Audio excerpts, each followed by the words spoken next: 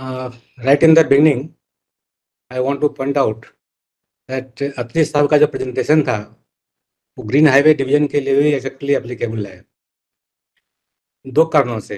एक तो ONM का पार्ट है प्लांटेशन, स्मॉल पार्ट ही सही लेकिन एक पार्ट है।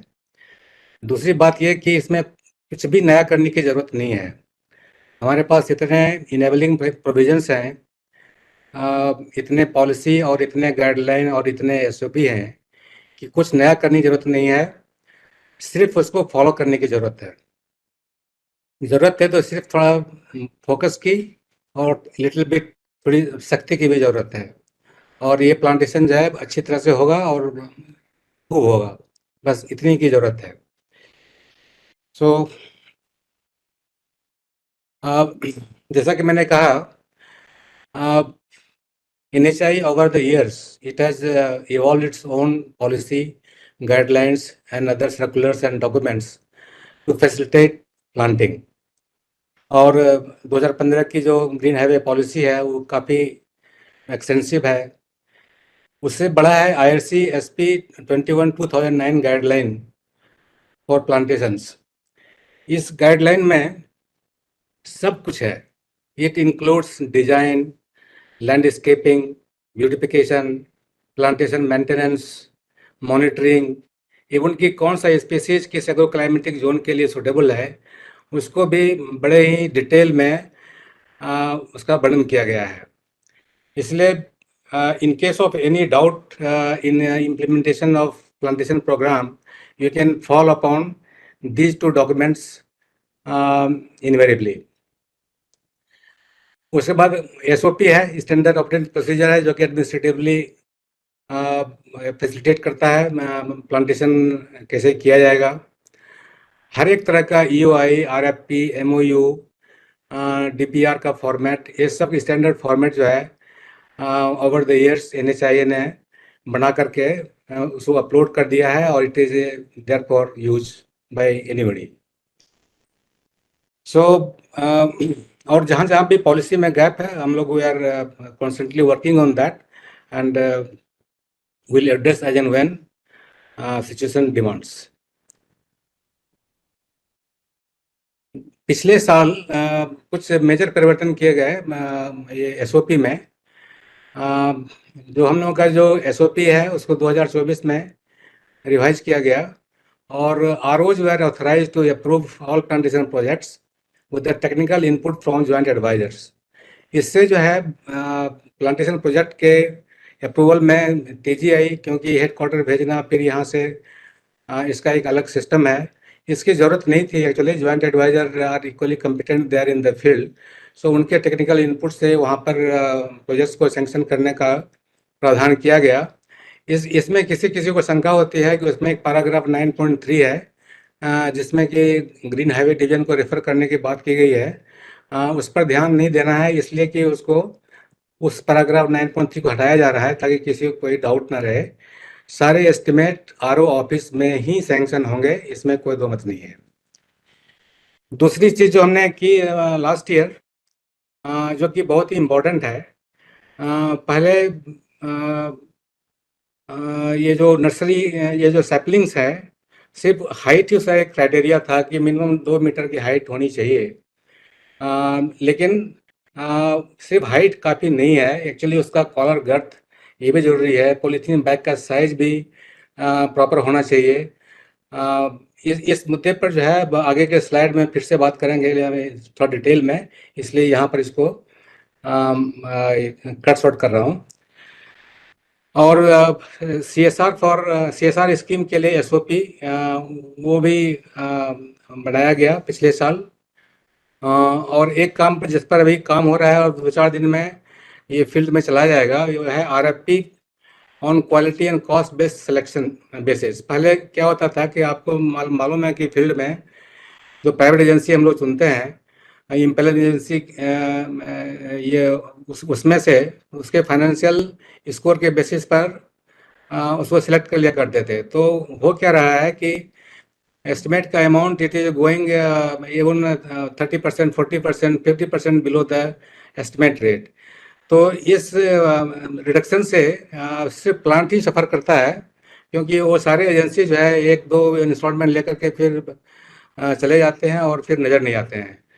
तो हमने सोचा कि निचाई ने सोचा कि quality and cost based selection method जो है, जिसमें कि टेक्निकल स्कोर को भी पॉइंट दिया जाएगा to select the final bidder.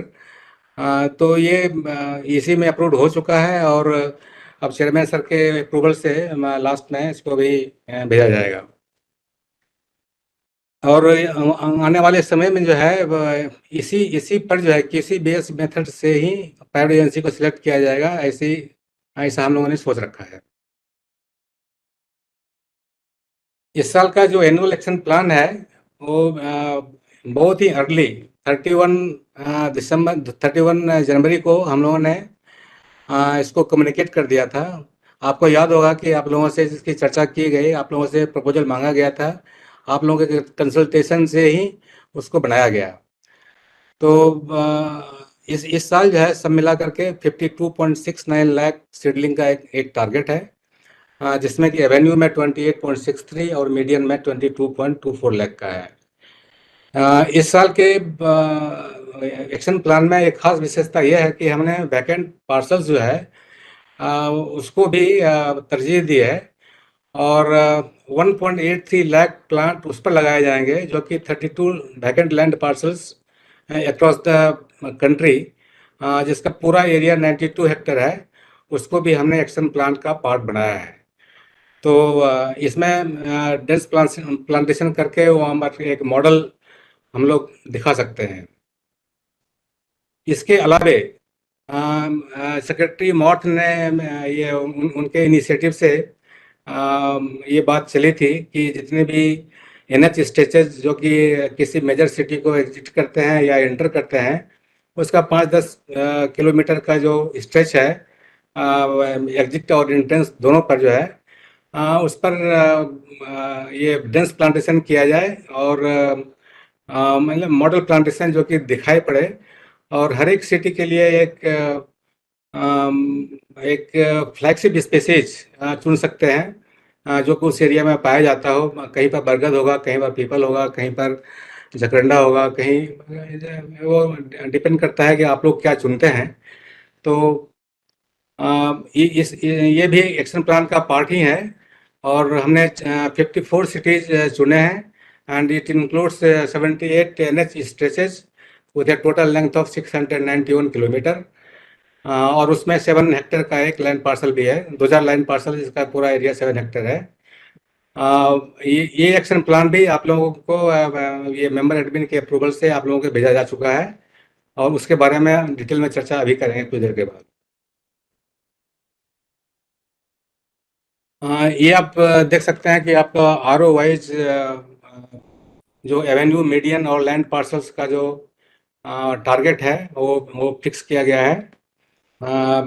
इस साल की खास विशेषता यह है कि गुवाहाटी ने कोई टारगेट नहीं दिया है। उनका कहना है कि उनके पास कोई लैंड नहीं है, लेकिन ये बड़ा आश्चर्य का विषय है कि प्लांटेशन जैसे इम्पोर्टेंट मुद्दे पर जो है लैंड न मिले, ये भी एक सोचने की बात है। तो गुवाहाटी का 0 है और बाकी सारे स्टेट सारे रीजनल ऑफिस का जो टारगेट है उसको जैसा उन्होंने प्रपोज किया था उसमें थोड़ा मॉडिफिकेशन करके उनको कम्युनिकेट किया गया है।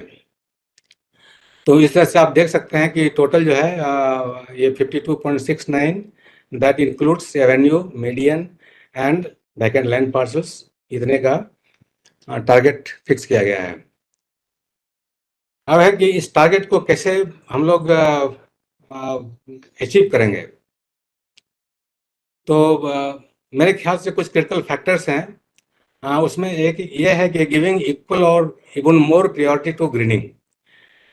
एक्चुअली सबको मालूम है कि एनएच का कोर बिजनेस ये making of road surface and NH NH का बनाना है, लेकिन ये कम इम्पोर्टेंट नहीं है। आजकल के ज़माने में क्लाइमेट चेंज इतना हावी हो रहा है हम लोगों के ऊपर कि इस छोटे से कंपोनेंट को भी या तो आप इक्वल प्रायोरिटी दें या उससे ज़्यादा प्रायोरिटी दें, ये हमारी आप लोगों से अपेक्षा है। दूसरा जो है quality planting material, soil amendment, adherence to the various guidelines, and timeliness of operations and protection measures. इनके बारे में अलग अलग मैं इस पर चर्चा कर रहा हूँ, इसीलिए नेक्स्ट स्लाइड में उसकी चर्चा करेंगे। उसके पहले मैं ये दिखाना चाह रहा हूँ कि हम जब फील्ड में जाते हैं तो मुझे दिखता क्या है। आप पहला देख रहे हैं कि ये जिसमें प्लांटिंग हो रही थी, मैंने ये फोटो वहाँ से लिया है। आप देख रहे हैं कि कॉइल्ड सीडलिंग है, जिसका कि रूट जो है बिल्कुल कॉइल हो चुका है। इसके लगाने के बाद इसके बढ़ने की कोई संभावना नहीं है। दूसरा आप देख रहे हैं कि एक सीडलिंग है।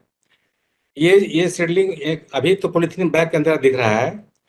इसके ऊपर में क्ले जो है उसको रैप किया गया था ताकि बड़ा दिखे।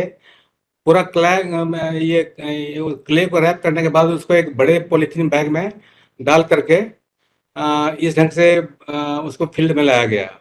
और जो लोग उसको लगा रहे थे तो देवर ये प्लांटिंग अलोंग विथ दिस ये polythene bag on the seedling. अब आप समझ सकते हैं कि ऐसी स्थिति में जब पॉलीथीन बैग जो है इतना उसके रूट सिस्टम को कन्फाइन किए हुए है, तो वो कहाँ से बढ़ेगा? There will be casualty only. So ये फील्ड से रियल पिक्चर्स हैं। ये मेरा अपना इंस्पेक्शन के दौरान लिया हुआ पिक्चर है। अब ये देखिए, ये lanky seedlings grown in small poly bags. छोटे छोटे पॉली बैग में जो है आपको 2 मीटर हाइट के सीडलिंग मिल जाएंगे, जो कि हमारे स्पेसिफिकेशन को कंफर्म करता है। लेकिन फैक्ट यह है कि ऐसे सीडलिंग जब लगाए जाते हैं तो they will droop down and they are ये prone to damage by the wind pressure.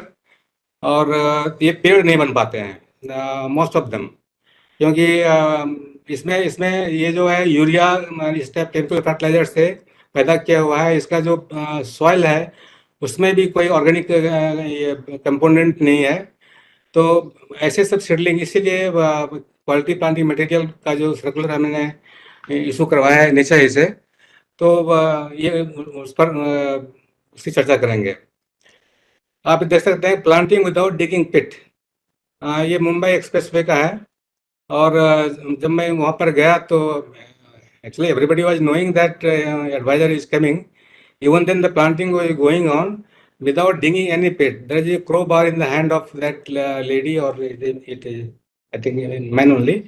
So the crowbar will make the hole as big as the polythene bag and just insert the polythene bag in that crowbar hole. So that is how the plantation was going on. सो ये field में ये स्थिति है। तो जाहिर है कि इस स्थिति में एक सक्सेसफुल प्लांटेशन की अपेक्षा करना वो बहुत प्रैक्टिकल नहीं होगा। अब आते हैं क्वालिटी प्लांटिंग मटेरियल पर। हमने जो कहा था कि सिर्फ 2 मीटर की हाइट होना वो काफ़ी नहीं है। एक्चुअली उसका जो कॉलर गर्थ है कम से कम 6 सेंटीमीटर हो। 6 सेंटीमीटर का मतलब होता है ये थंब साइज का। आप एक एवरेज आदमी का जो थंब है उसका जो पेरीमीटर होगा वो ये 6 सेंटीमीटर के आसपास होना चाहिए। तो इससे जो है they can withstand the wind pressure better and there are more likelihood that they will become tree. Poly bag का जो साइज है आप देखते होंगे, छोटे छोटे पोली बैग में नर्सरी लाए जाते हैं छोटे छोटे ट्रक में भर करके। और ये वो सब केमिकल फर्टिलाइजर से उगाए हुए बहुत ही कम दिनों में उसको बढ़ाया गया just to meet the requirement of 2 metre. उस टाइप का ये नर्सरी बैग है, ये सैपलिंग है।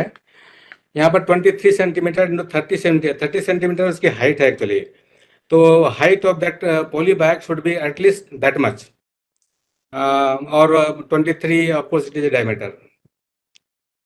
पॉटिंग मिक्सचर जो है मैंने जितना भी देखा, पॉटिंग मिक्सचर जो है उस सब it was almost it was clay only, जिससे ईंट बनाते हैं ना उस टाइप का क्ले। लेकिन करेक्टली जो है potting mixture it has to be a mix of sand, farm yard manure and soil. इसका एक मिक्सचर होना चाहिए और उसमें एक ऑर्गेनिक कंपोनेंट होना चाहिए, तभी वो सस्टेन कर पाता है फील्ड में और उसका रूट सिस्टम ठीक से डेवलप होता है। फिर आपने देखा होगा कि सारे जो है सैपलिंग्स जो लगा रहे हैं वो बिल्कुल ब्रांचलेस है। उसको दूर से ढोने के लिए आप रांची में प्लांट कर रहे हैं तो राजमुंदरी से ला रहे हैं सीडलिंग को, तो जाहिर है कि आपको स्पेस की ज़रूरत पड़ती है। तो सारे उसके जो ब्रांचेज है उसको प्रून करके और उसको ये लाते हैं। तो ऐसे ऐसे प्लांट जो है, ऐसे जो सैपलिंग्स हैं, दे आर नॉट प्रॉपर। और इसकी जो मिनिमम इसका जो होना चाहिए ओल्डनेस 1.5 ईयर्स होना चाहिए।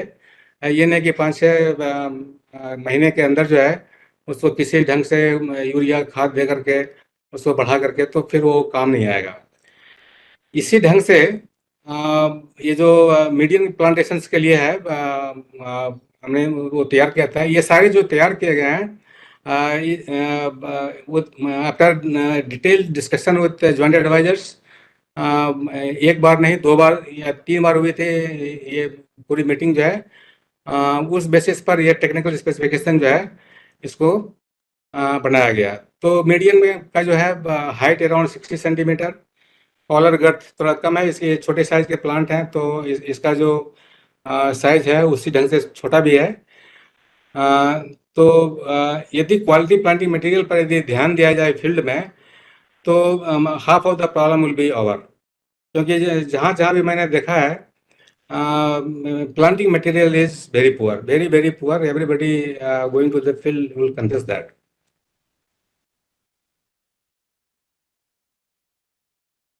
जो हमारे जो रोड बनते हैं तो अब ROW में ऐसे तो सॉइल वहाँ से लेने का प्रोविजन नहीं है, लेकिन प्रैक्टिकली होता यह है कि वहाँ से भी सॉइल लग आउट हो जाता है। तो ऐसी स्थिति में उस सॉइल को जो जो बचता है that is very poor actually, उसमें ऑर्गेनिक कंपोनेंट नहीं है। और it need to be fortified with manure or fertilizer. In problem soil like alkaline soil or saline soil, it has to be especially treated with gypsum, organic manure and chemical fertilizers. तो ज़रूरत है कि उसका जो pH है यदि कम है तो उसको नॉर्मल लाया जाए, यदि उसे कम किया जाए, क्योंकि प्लांट का जो ग्रोथ है वो pH पर बहुत ही ज़्यादा डिपेंडेंट है। तो अब ये जो सॉइल अमेंडमेंट जो है मैंने फील्ड में कहीं नहीं देखा। It is never happening, but it is part of our IRC guideline. जैसा कि अत्री साहब ने कहा पहले भी है, ज़रूरत है कि जो CA में जो कंडीशंस हैं उसको ठीक ठीक फॉलो किए जाएं। तो हमारे भी जो IRC गाइडलाइंस जो है उसमें पूरे डिटेल में दिया हुआ है और उसको फॉलो करने की ज़रूरत है। IRC ये हमारा नेक्स्ट पॉइंट था कि जो वेरियस गाइडलाइंस के जो ये उसमें जो स्टिपुलेशंस हैं उसको ठीक से फॉलो करने की ज़रूरत है। तो जैसा कि मैंने पहले भी कहा कि ये जो IRC गाइडलाइन है इतना इनका बस इसका स्कोप इतना बड़ा है। It deals with everything, the design, landscaping, beautification, plantation, maintenance, operations, monitoring, species metrics according to agroclimatic zone. It deals with everything. Everything is there. If you are having any doubt about anything, you just refer that. It's a Magna Carta of working of GSD, the Green Habit Division. तो उसमें site preparation जो है आप देखिए 60 centimetre into 60 centimetre इन 60 centimetre, ये सब पिट का size है। लेकिन मैंने इतना बड़ा पिट जो है मैंने कहीं नहीं देखा, कहीं कहीं तो कुछ भी नहीं देखा। फिर वो सॉइल अमेंडमेंट की जो मैंने बात की थी वो ये इसमें कहता है कि filling farm yard manure and fertile soil. अब सॉइल वहाँ पर यदि ठीक से नहीं है, खराब सॉइल है, तो उसको चेंज करने का भी प्रोविजन है। और प्रेस्क्रिप्शन फॉर ऊसर land, alkaline soil, water locked areas, ये सब उसमें वर्णन किया गया है। Then transportation of plants and planting of saplings, इनका कहना है कि planting should be done within 3 days from the removal from the nursery site। यहाँ पर अनफॉर्चुनेटली नर्सरी कहाँ होता है?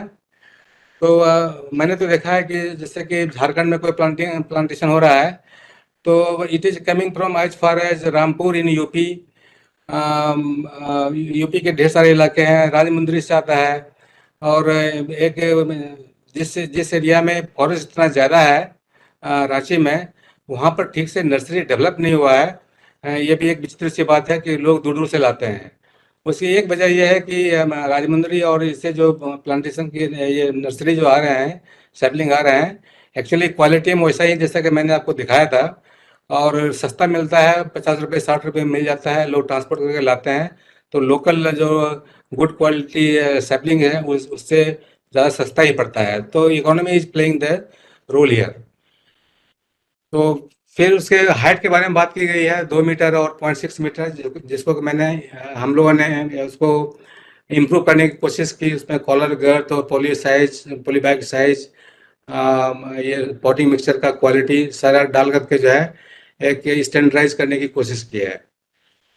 अ, तो ये talks about even post planting operation, इसमें weeding, hoeing, watering, maintenance, fencing, ये सब है। अब देखिए फेंसिंग यहाँ पर लिखा हुआ है, लेकिन आप फील्ड में जाएंगे तो 50% ऑफ द ये प्लांटेशंस दे आर अनप्रोटेक्टेड। ना तो वहाँ आपको ट्री गार्ड मिलेगा, ना कोई फेंसिंग की व्यवस्था है, ना ही कोई वॉच एंड वार्ड है। तो ऐसी स्थिति में वो कैसे सक्सेसफुल होगा?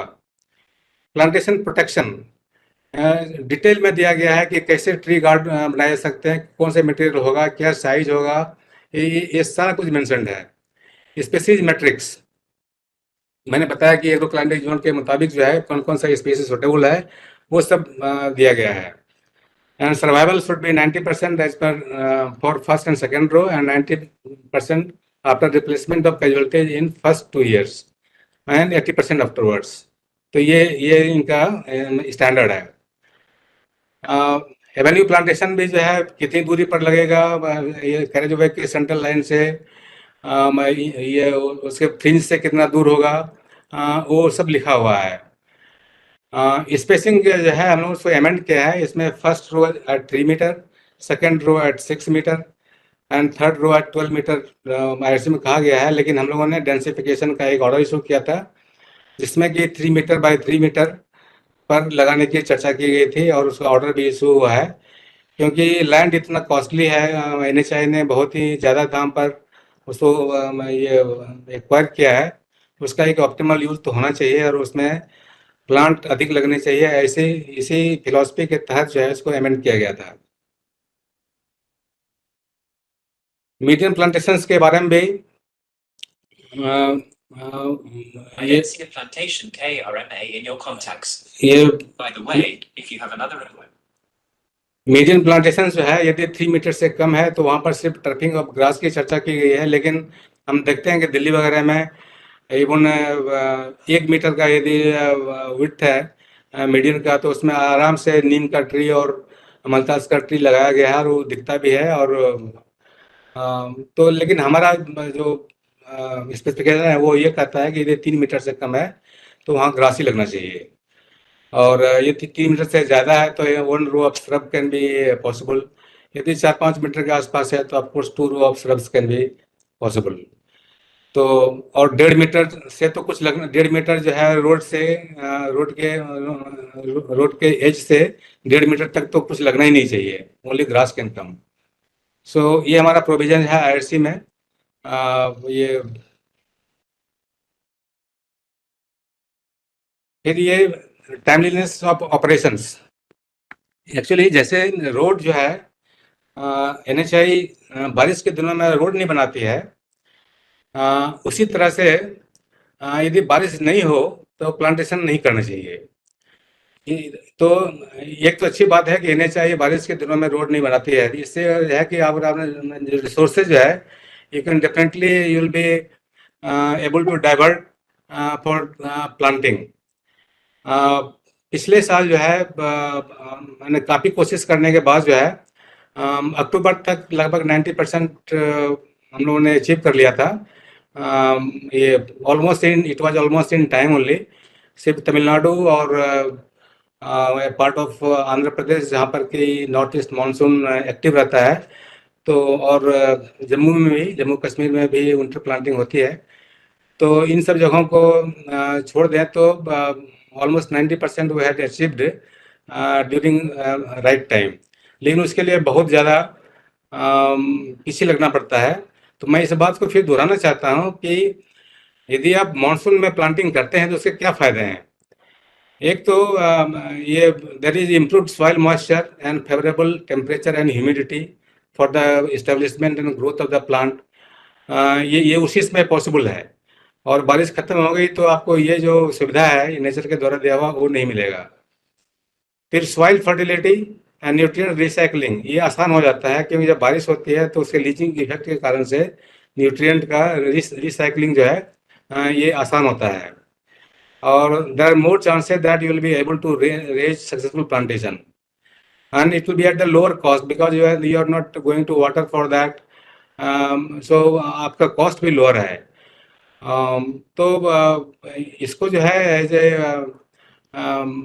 ए रूटीन जो है you have to adopt that planting has to be done only during the monsoon period. अब ये मैं बता रहा हूँ कि यदि आप मानसून में नहीं करते हैं, ड्राई सीजन में करते हैं, उसके क्या घाटे हैं एक्चुअली। आप देख रहे हैं कि वाटर एंड हीट स्ट्रेस जो है वो प्लांट पर पड़ेगा तो उसकी मोर्टेलिटी तो ज़्यादा होगी ही। एंड गर्मी के दिनों में जो है ड्राई सीजन में पेस्ट एंड डिजीज जो है वो भी ज़्यादा लगते हैं प्लांट में, तो उससे भी मोर्टेलिटी ज़्यादा होगी।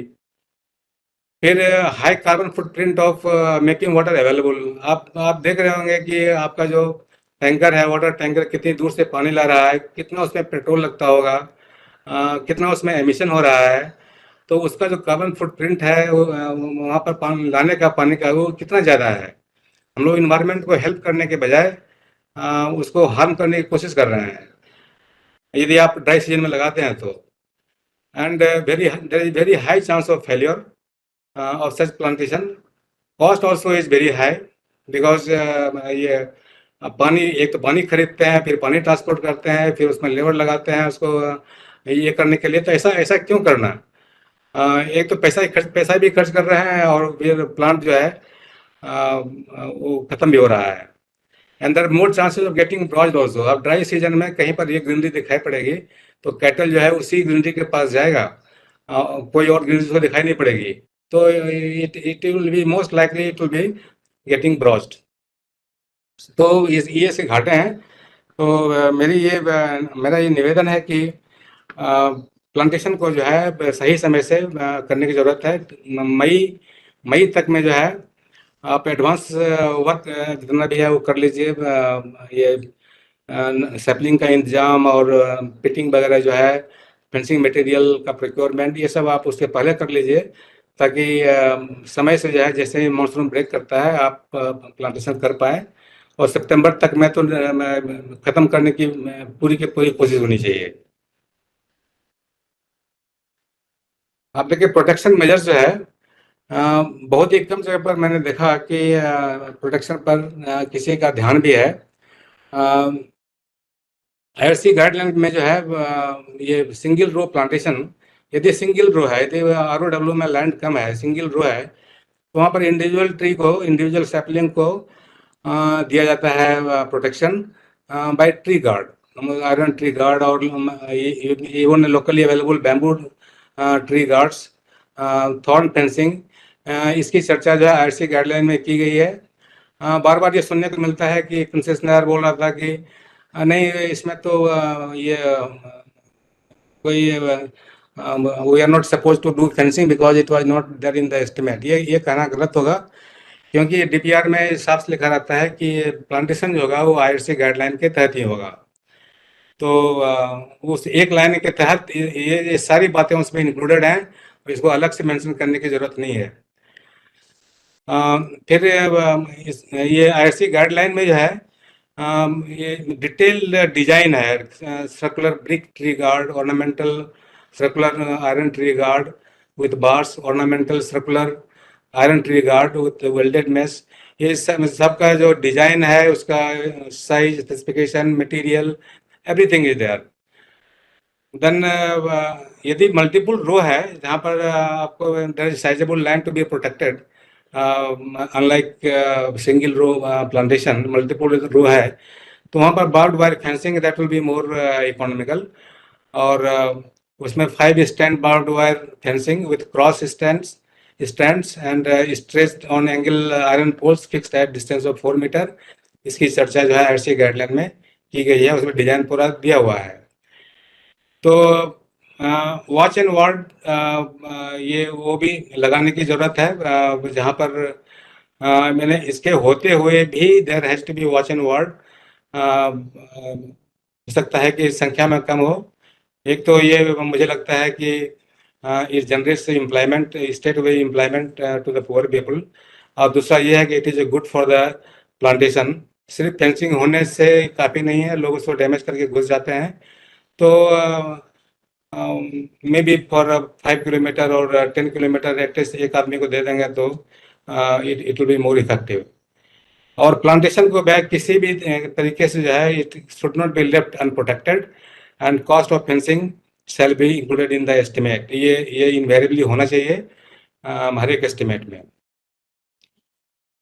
तो ये कुछ चीज़ें थी जो कि मुझे लगा कि ये क्रिटिकल है किसी भी सक्सेसफुल प्लांटेशन के लिए। यदि इन बातों पर ध्यान दिया जाए तो ज़्यादा उम्मीद है कि will be more successful and seeing less and less of failures. जैसा कि मैंने शुरू में बताया था कि there is one another action plan for densification and beautification of NH stretches entering and exiting important cities. तो उसके लिए जो ये बनाया गया, अम, अ, मैंने पहले बताया कि 54 सिटीज़ को हम लोगों ने चुना है और 78 स्ट्रेचेज में काम होगा और 691 किलोमीटर का लेंथ है। और इसके लिए जो टारगेट है ये सारे आप लोगों के सहमति से ही और कंसल्टेशन में इसे फिक्स किया गया था और मेंबर एडमिन के अप्रूवल से आप लोगों को भेजा गया है। तो आप देख सकते हैं जैसे बेंगलोर है, उसमें 3 cities, number of states 11, 66 kilometre.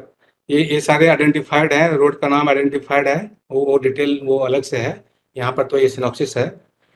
तो इसको भी हम लोग ये अचीव करने की भरपूर कोशिश करेंगे ताकि NHI का जो प्रेजेंस है हर एक सिटी में इंटर करते हुए और बाहर निकलते हुए ये किसी भी पब्लिक को साफ साफ दिखाई पड़े कि ये इस सिटी का ये फ्लैगशिप स्पीसीज है और देखो कितना फूल खिल रहा है और कितना अच्छा लग रहा है।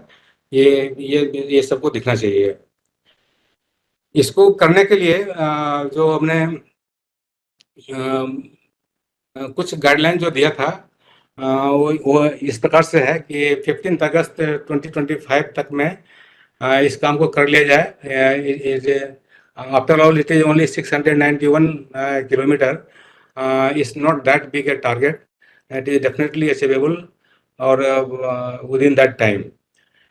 और हर एक सिटी का जो एक फ्लैगशिप स्पीसीज है, वैसे आप लोगों ने जो दिया है एक्शन प्लान में उसमें मिक्स ऑफ स्पीसीज है।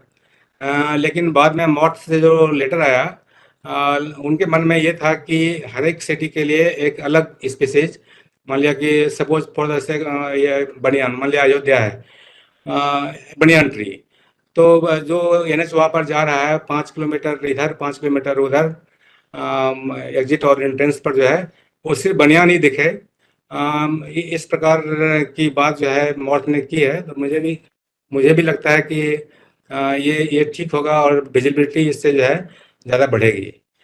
तो हर एक सिटी जो भी सिटी आप लोगों के कार्य क्षेत्र में है उसमें आप चुन लें कौन सी स्पीसीज है और उसको इसके बारे में एक अलग से मैं अपने स्तर से एक मीटिंग करूंगा कि मैं कौन सा स्पीसीज किस स्टेज के लिए आपने चुना है, हमको इन्फॉर्म भी करना है एक्चुअली मिनिस्ट्री को। तो ये आप उस पर जो है एक्सरसाइज करना शुरू कर दें। और स्पेसेस जो प्रेफर कर रहे हैं वो ऐसा होना चाहिए, एस्थेटिक तो होना ही चाहिए क्योंकि मेन बात विजिबिलिटी की है। दूसरा है कि इकोलॉजिकल यूटिलिटी भी इसकी होनी चाहिए। ऐसा ट्री ना चुनने कि वो किसी काम का, ना किसी बर्ड के काम का हो, ना किसी जानवर के काम का हो, ऐसा भी नहीं होना चाहिए।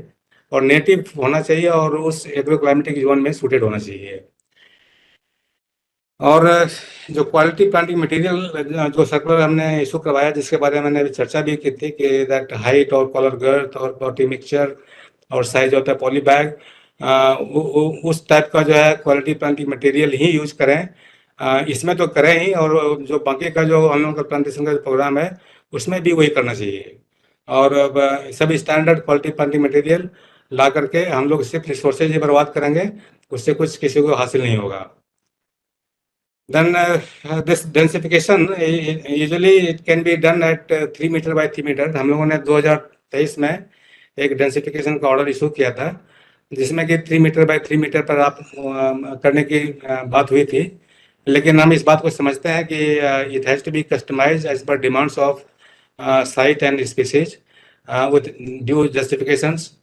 खास करके डेजर्ट एरिया में यदि आप 3 मीटर बाय 3 मीटर पर लगाते हैं तो it becomes too rare, because वहाँ पर एक प्लांट का ग्रोथ कम होता है। तो ये वहाँ पर उसको अधिक डेंस करने का स्कोप भी बनता है। लेकिन ये स्पीसीज पर भी डिपेंड करेगा। अब कहीं बरगद लगा रहे हैं तो जाहिर है कि it can not be very very close, because वो फैलता है। तो स्पीसीज के ऊपर जो है ये आप लोगों पर छोड़ दिया गया है कि आप उसको जस्टिफाई कर दें कि कितनी दूरी पर आप लगाना चाहते हैं। बट यूजुअली हमारा स्टैंडर्ड था 3 मीटर बाय 3 मीटर।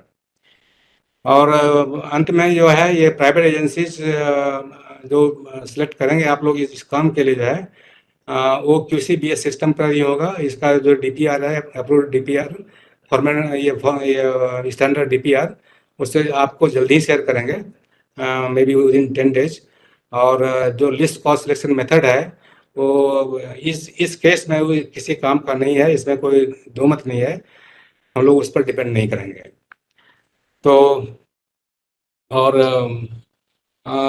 लास्ट में मैं यही कहना चाहूँगा कि मैंने पिछले वीक जो कहा था कनेर के बारे में, चेयरमैन सर ने जो कनेर के बारे में प्रेजेंट करने के लिए कहा था, मैं इस बार इसको दोहराना चाहता हूँ कि कनेर जो है अब दिस ये coming year let it be कनेर free free year, let us not touch that. बहुत सारे प्लांट कनेर के अभी भी लगे हुए हैं। ऑफकोर्स उसका मेंटेनेंस कॉस्ट कम है, और लेकिन उसकी टॉक्सिसिटी में किसी को कोई ये शंका नहीं है। It's really toxic to the human being and to the animals also. So even the honey bee can be yeah, it may be toxic because of the bee feeding on the nectar of this Nerium oleander. तो हम कनेर को जो है इस बार जो है बिल्कुल अवॉइड करते हैं। तो मुझे इतना ही कहना था।